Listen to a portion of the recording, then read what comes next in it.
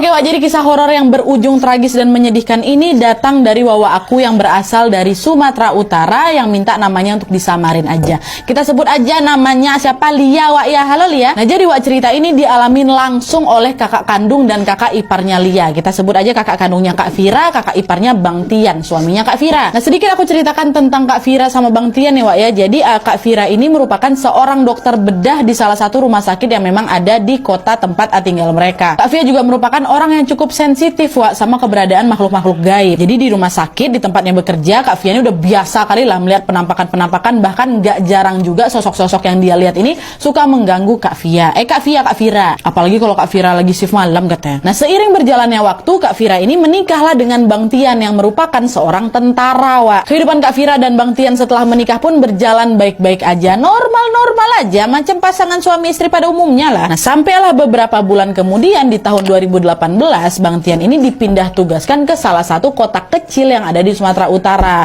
Nah pada saat pindah Wak, Kak Vira ini nggak langsung ikut pindah ke sana karena memang masih banyak kali berkas yang harus dia urus terlebih dahulu untuk kepindahan pekerjaannya ke rumah sakit yang ada di kota yang akan ditinggali sama Bang Tian ini. Jadilah Bang Tian yang pindah duluan ke sana, sedangkan nanti Kak Vira akan menyusul. Nah singkat cerita setelah 2 bulan Kak Vira pun menyusul Bang Tian dan tinggal bersama suaminya di sebuah rumah dinas yang memang sudah disiapkan sama kantornya Bang Tian. Rumah dinas yang mereka tinggal ini Wak berada di ujung barak, dikelilingi pohon sawit sama pohon beringin. Alhamdulillahnya rumahnya cukup besar Wak karena pangkat Bang Tian yang lumayan tinggi lah. Nah 1 bulan pertama tinggal di rumah situ nggak ada kejadian aneh-aneh Wak, biasa-biasa aja. Tapi begitu masuk ke bulan kedua barulah dimulai kejadian-kejadian yang bikin bulu kuduk merinding kalau sendirian di rumah. Jadi pernahlah pada suatu malam Bang Tian ini diharuskan untuk pergi latihan di hutan bersama para anggotanya selama 1 minggu. Kak Vira tinggal sendirian di rumah kan. Nah Bang Tian juga berpesan waktu itu, kamu tolong hati-hati di rumah ya selama aku pergi bertugas, kunci pintu, kunci jendela kalau udah malam gitu, kalau ada apa-apa nanti kabari gini-gini nih gitu. Dan pas pula di hari pertama ketika Bang Tian ini nggak ada di rumah, Kak Vira dapat shift malam Wak, pulang ya jam 3 pagi. Otomatis keadaan di jalan pulang pastinya sepi dan hening kali kan Wak, mana tengah-tengah hutan sawit lagi tuh kan. Tapi waktu itu nggak dihiraukan sama sekali sama Kak Vira, biasa aja Kak Vira. Nah sesampainya di rumah Kak Vira pun langsung bebersih dan bergegas tidur.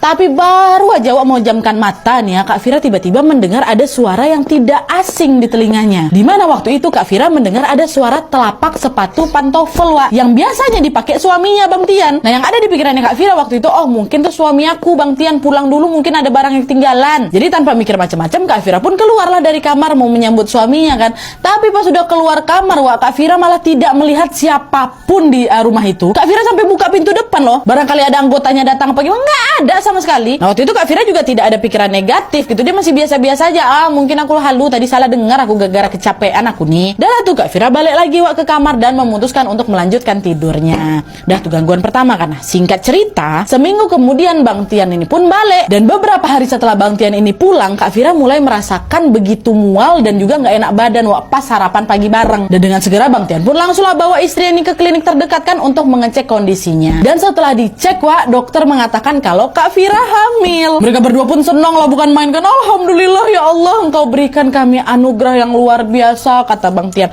Bang Tian memang udah dari lama Wak ingin mempunyai momongan gitu. Dah hamil ini Wak Kak Vira. Nah 2 hari kemudian Bang Tian mendapatkan tugas untuk menjaga rumah komandannya, sehingga Kak Vira lagi-lagi harus sendirian di rumah. Kak Vira waktu itu nggak takut Wak, karena kan sebenarnya Kak Vira ini indie home kan, ya udah biasa aja lah dia lihat yang nggak bisa kita lihat gitu. Nah tapi di hari itu waktu Kak Vira ini lagi enak-enak tertidur ya kan, kira-kira jam 2 dini hari lah, tiba-tiba saja Kak Vira ini terbangun gegara ngerasa, mohon maaf nih Wak ya, mohon maaf, area sekitar bawahnya itu dingin kali.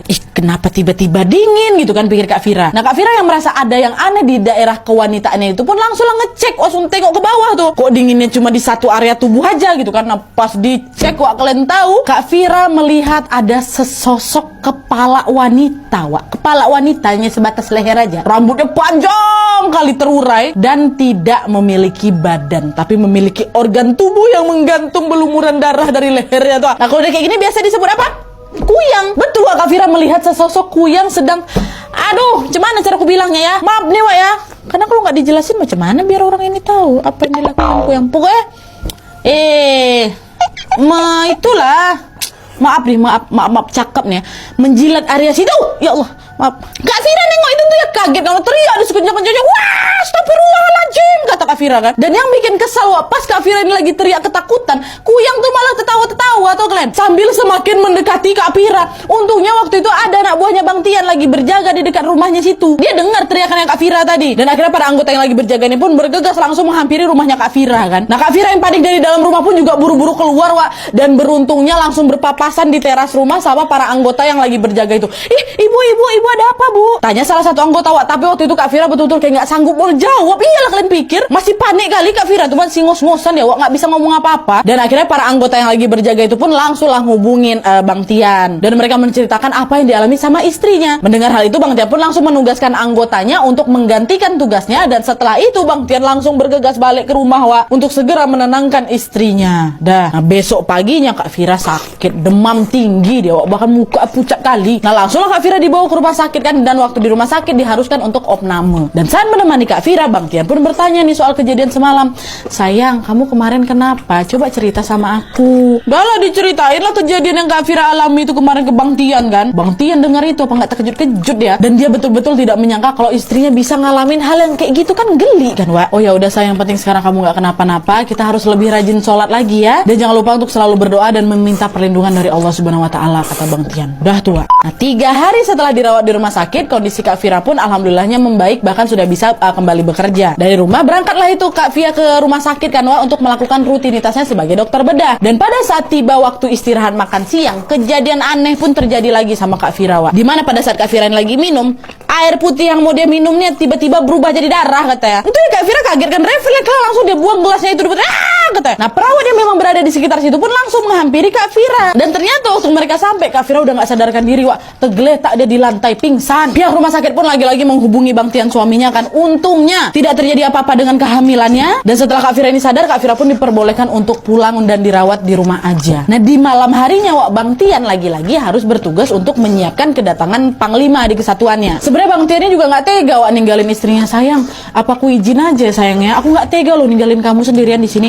Jangan Bang, aku gak apa-apa kok, ini semua kan memang kewajiban kau sebagai tentara Bang. Kamu beneran gak apa-apa sayang, katanya. Udah aku gak apa-apa katanya. Aku pamit ya yang nanti kalau udah selesai aku langsung pulang, kata Bang Tian. Udah Bang Tian pula Bang Tian. Akhirnya udahlah Bang Tian pun berangkat Wak di malam itu. Sedangkan Kak Fira sendirian lagi di rumah dan dia menghabiskan waktunya di rumah untuk beristirahat dan tidur. Awalnya baik-baik aja memang Wak, tapi pada malam harinya, masih di hari itu Wak ya, tepat jam 12 malam, Kak Fira ini terbangun lagi dari tidurnya gegara dia lagi-lagi merasakan sakit yang luar biasa di bagian bawah. Dan pas Kak Fira bangun, nah bisa kalian tebak kan ada apa? Betul, Kuyang tuh balik lagi. Kak Fira tuh ya terkejut, dia cuma bisa teriak aja waktu itu Wak. Nah karena memang kondisi Kak Fira ini memang lagi belum fit kali, sehingga setelah berteriak Kak Fira pun pingsan. Nah untungnya para anggota yang lagi berjaga malam itu pun mendengar teriakannya Kak Fira. Mereka pun langsunglah bergegas menuju rumah Fira kan. Tok, bu ada apa bu? Katanya nggak ada jawaban. Bu, ibu baik-baik aja kan bu di dalam? Tetap mereka nggak dapat jawaban sama sekali. Orang Kak Fira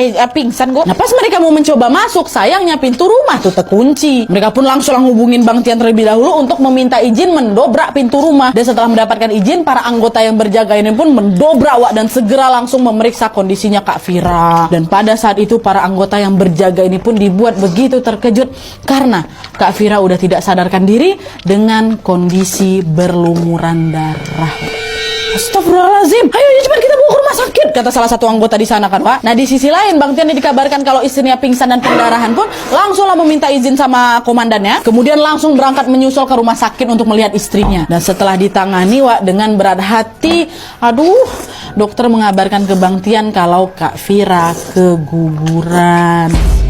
Bang Tian betul-betul terpukul kali Wak atas apa yang sudah dialamin sama Kak Fira. Macam mana nggak terpukul ya kan? Dan beberapa jam kemudian Kak Fira pun sudah siuman dan Bang Tian pun memberikan informasi kalau istrinya mengalami keguguran. Air mata di sana udah nggak tertahan lagi Wak. Mereka nangis lah itu sejadi-jadinya kan. Ya jelas sedih kali lah, cuma mau gimana lagi? Semua udah kehendak Allah ya kan. Nah terus Wak, beberapa bulan setelah kejadian itu Kak Fira sama Bang Tian pun mendapatkan kabar gembira lagi, di mana Kak Fira hamil lagi Wak. Dan di kehamilannya kali ini Kak Fira betul-betul menjaga kandungannya. Dan alhamdulillah selama hamil kedua ini Kak Fira tidak mendapatkan gangguan atau kejadian aneh. Hari demi hari, bulan demi bulan pun berlalu dan alhamdulillahnya aman aman-aman aja, Wak. Kehamilannya lancar tanpa ada gangguan apapun. Tapi sayangnya, di usia kandungan yang ke-8 bulan, Kak Vira kembali diteror lagi sama kuyang, Wak. Jadi ceritanya waktu itu, Wak, keluarganya Kak Vira, kedua orang tuanya Lia sama adiknya Lia lagi berkunjung ke kota tempat tinggalnya Kak Vira sama Bang Tian kan, dengan tujuan ingin melakukan syukuran kehamilannya Kak Vira. Nah, malam harinya ayah sama ibunya lagi diskusi gitu sama Bang Tian tentang kebutuhan acara syukuran besok. Sedangkan Lia sama adiknya berada di kamarnya Kak Vira, menemani Kak Vira. Tapi waktu itu Lia mengaku selama berada di dalam kamarnya Kak Vira, nah jujur engat kali rasanya, sumpek gitu tuh loh. AC padahal dihidupkan maksimal lagi, tapi kamarnya masih terasa pengap. Bahkan pada saat itu adiknya Lia udah nggak tahan berada di kamar kakak aku. Udahlah Kak, aku di luar aja lah ya, aku nonton TV di sana adem, di sini panas katanya. Nah, keluarlah si adik ini kan. Nah, setelah adiknya Lia ini keluar, Kak Vira minta segelas air putih sama Lia. Dek, tolonglah ke dapur ambilin minum, haus sekali kakak. Katanya oke siap, tunggu di sini Kak ya. Lia ambil dulu. Keluarlah Lia ini kan dari kamar menuju ke dapur. Tapi Wak, baru aja sampai di dapur buat ngambil gelas tuh, tiba-tiba mereka yang ada di rumah itu mendengar Kak Vira berteriak keras sekali dari kamar. Orang serumah pun langsung buru-buru ngampirin Kak Vira yang berada dalam kamar kan. Tapi waktu itu pintu kamar Kak Vira ini dalam posisi tertutup dan terkunci dari dalam, Wak. Padahal kata Lia waktu aku keluar, pintu tuh aku biarin terbuka loh, Nat. Apalah nggak berpanikan orang-orang di rumah itu. Vira buka pintunya, buka pintunya nak, buka, kata orang tuanya kan. Apa? Tolong. Bang Tian yang dengar suara istri di dalam tuh jadi panik setengah mati, Wak. Istrinya minta tolong di dalam tapi kondisi pintu ini tuh kunci dari dalam. Bingung, panik, heran, takut jadi satu waktu itu, Wak. Bang Tian pun berusaha mendobrak pintu kamar tuh kan, lama pula waktu itu didobrak pintu kamarnya, Wak, nggak kebuka-buka. Sampai akhirnya didobrakan terakhir barulah pintu itu terbuka, Wak kan. Dan pas pintu itu terbuka, kalian tahu di dalam kamar Kak Vira itu, Kak Vira ini lagi diam berbaring di atas tempat tidur sambil megang pisau buah, Wak, di tangan kanannya. Kesurupan Kak Vira, Wak. Kak Vira kesurupan sambil megang pisau, lagi hamil pula. Bayangkan bagaimana paniknya orang tuh. Dan tiba-tiba Kak Vira ngomong ini, aku tidak akan pernah membiarkan Vira bahagia. Aku tidak akan pergi sebelum aku membawakan ini. Ya Allah. Bang Tian yang panik pun langsung keluar rumah, Wak, mencari ustadz untuk bisa menyadarkan istrinya Vira. Sedangkan di kamar keluarganya nggak berhenti membaca doa. Tapi makin kencang mereka baca doa, makin kencang juga teriak ketawanya Kak Vira tuh. Dan untungnya beberapa saat kemudian Bang Tian datang kembali membawa ustadz yang memang tinggalnya nggak begitu jauh dari rumah mereka. Dan Pak Ustadz pun mencobalah berdialog dengan sosok yang memang merasuki Kak Vira. Tapi sosok ini kekeh tidak mau keluar, Wak, jika dia tidak membawa janin yang ada dalam kandungannya Vira. Saya tidak akan keluar sebelum saya bawa janin ini. Kayak gitu. Pak Ustadz pun gak berhenti melantunkan ayat-ayat suci Al-Quran kan, Wak. Dan tiba-tiba sosok tersebut berontak. Dia bilang, berhenti, kalau kamu gak berhenti anak ini akan saya bunuh. Pak Ustadz makin kencang lagi dibacakan ini doa agar sosok itu pergi maksudnya. Nah tapi, Wak, bukannya dia pergi ya, sosok itu betul-betul mencelakain Kak Vira dengan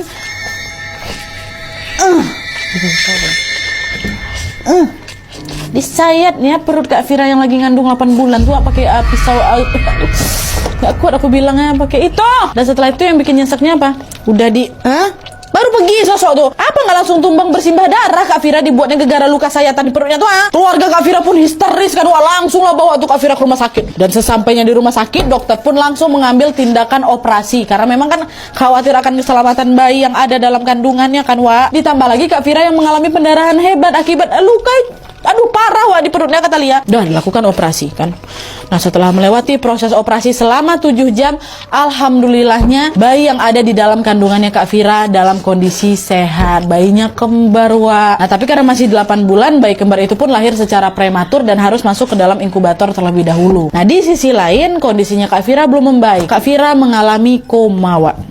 Koma Kak Vira. Nah, sampailah di hari kelima Kak Vira ini koma, Kak Vira bangun tuh, Wak, dari komanya. Dan yang Kak Vira minta pertama kali sejak bangun dari koma itu adalah dia ingin melihat anak-anaknya. Dokter pun memberikan izin, tapi Bu Vira jangan lama-lama ya, soalnya anak ibu ini masih harus berada di inkubator. Ditambah lagi kondisi ibu masih lemah, belum stabil ya, bentar aja ya, kata dokter. Iya dokter, kata Kak Vira kan. Dah lah nih, kedua anak Kak Vira pun diserahkan ke ibundanya. Sambil menangis itu, Wak, Kak Vira minta maaf sama anak anak-anaknya, "Nak, maafin mama ya nak ya, mama nggak bisa jagain kalian dengan baik." Diciumnya lah anaknya itu satu-satu kan Wak. Kemudian anak-anaknya ini pun dikembalikan lagi ke inkubator. Dan setelahnya Kak Fira digenggamnya tangan Bang Tian, memang selalu setia di samping dia, dipegangnya, "Bang, maafin aku Bang ya," kata gitu sambil dia nangis gitu kan. Nah bahkan Bang Tian juga nggak bisa lah Wak nahan air matanya, menangis juga lah Bang Tian mengingat apa yang mereka alami kemarin. Betul-betul nggak tega kali lah dia ngeliat istrinya kayak gitu kan. Terus gak lama kemudian setelah itu tangan Kak Fira yang semulanya hangat berubah jadi dingin Wak. Genggaman yang sebelumnya erat jadi lemah. Fira, kata Bang Tian dengan panik nih, tapi nggak dapat respon apa-apa dari Kak Fira Wak. Langsung lah buru-buru manggil dokter kan, dokter, suster tolong datang ke sini nih, istri saya kenapa? Dan pada saat dokter dan perawat datang memeriksanya Kak Fira, dengan berat hati dokter menyampaikan kalau Kak Fira meninggal dunia Wak. Aduh sedih kan dia. Kak Fira hanya bangun sebentar dari komanya untuk berpamitan dengan kedua anaknya dan juga suaminya. Innalillahi wa inna ilaihi raji'un. Keluarga Kak Fira termasuk Lia tentunya histeris, shock sekali mereka setelah mengetahui Kak Fira pergi untuk selama-lamanya. Mereka tidak menyangka sama sekali Kak Fira pergi secepat ini dengan cara seperti ini. Tapi apa mau dikata Wak, ini sudah menjadi kehendak Allah Subhanahu wa taala dan mereka tetap terus berusaha untuk bisa menerima kenyataan atas kepergiannya Kak Fira untuk selama-lamanya. Dan setelah itu Kak Fira pun dimakamkan di kampung halaman dekat rumah orang tuanya Wak. Ceritanya belum habis Wak ya, masih lanjut. Nah seminggu setelah kepergiannya Kak Fira, Bang Tian ini izin pamit Wak kepada orang tuanya Kak Fira karena memang harus berangkat tugas lagi. Walaupun memang masih terpukul atas kepergian istrinya, tapi Bang Tian tetap harus kembali lagi karena kan ada kewajiban pekerjaan yang memang harus dia jalani. Bang Tian pun menujulah ke batalion dan tinggal di asrama. Nah selama dia berada di asrama, kata teman-temannya, Bang Tian ini lebih sering melamun dan termenung memikirkan almarhumah istrinya. Bang Tian masih belum bisa melupakan Kak Fira, itulah iya kan. Sampai akhirnya Bang Tian ini pun sampai jatuh sakit Wak. Nah pas Bang Tian ini sakit, entah kayak gimana ceritanya ya, tiba-tiba aja Bang Tian ini melihat sosok yang sering dilihat sama istrinya dulu. Siapa? Uyang tuh mendatangi Bang Tian sambil ketawa. Gitu, itu kan juga Bang Tian nih. Apa itu dia sosok yang sering viral lihat ya kata Bang Tian dalam hati kan. Nah tapi Bang Tian gak dia bapain dia Wak, enggak, macam cuma setor muka aja dia sama Bang Tian tuh, habis itu dia menghilang. Nah setelah kejadian itu Bang Tian ngerasa aduh ini terornya belum selesai nih. Akhirnya Bang Tian pun memanggil Pak Ustadz yang dulu pernah membantu menyadarkan istrinya untuk datang ke rumahnya. Nah sesampai Pak Ustadz itu di rumah, Bang Tian pun langsunglah menceritakan apa yang dia alamin kemarin. Dan kalian tahu responnya Pak Ustadz itu apa? Jadi gini Bang Tian, mohon maaf ya, setelah kejadian itu, maksudnya waktu kejadian Kak Fira kerasukan sayat perut Wak, di perjalanan balik ke rumah saya dihampirin sama sosok itu Bang. Dia ngancam saya untuk nggak ikut campur. Hah masa iya Pak Ustadz? Kata dia, ngomong apa sama Bapak? Katanya kan gini, saya sempat tanya memang sama dia, kesalahan apa yang sudah dilakukan oleh Tian sama Fira sampai kok kayak gini. Dan dia bilang kalau kalian ini sebenarnya tidak salah apa-apa, hanya saja dia menyukai kamu Tian. Sejak kamu pertama kali dipindah tugaskan ke kota ini, dia udah suka sama kamu. Hah? Astagfirullahaladzim. Itulah dia suka sama kamu sejak kamu berada di tempat ini, di kota ini. Nah habis itu dia sakit hati gara-gara ternyata dia tahu kamu udah punya istri. Istrimu cantik pula, baik pula, ada pekerjaannya, mapan, hidupnya berkecukupan, nggak macam dia yang cuman gadis biasa. Dan berawal dari sakit hati itulah gadis ini menemui dukun untuk mempelajari ilmu hitam kuyang ini Wak, dengan niat apa? Untuk membalas dendam sama Kak Fira.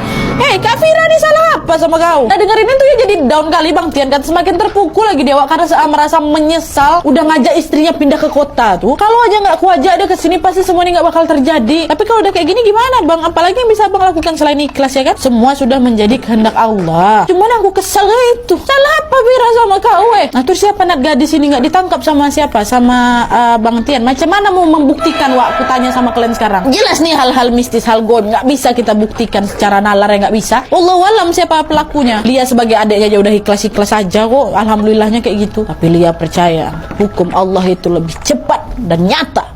Ingat itu.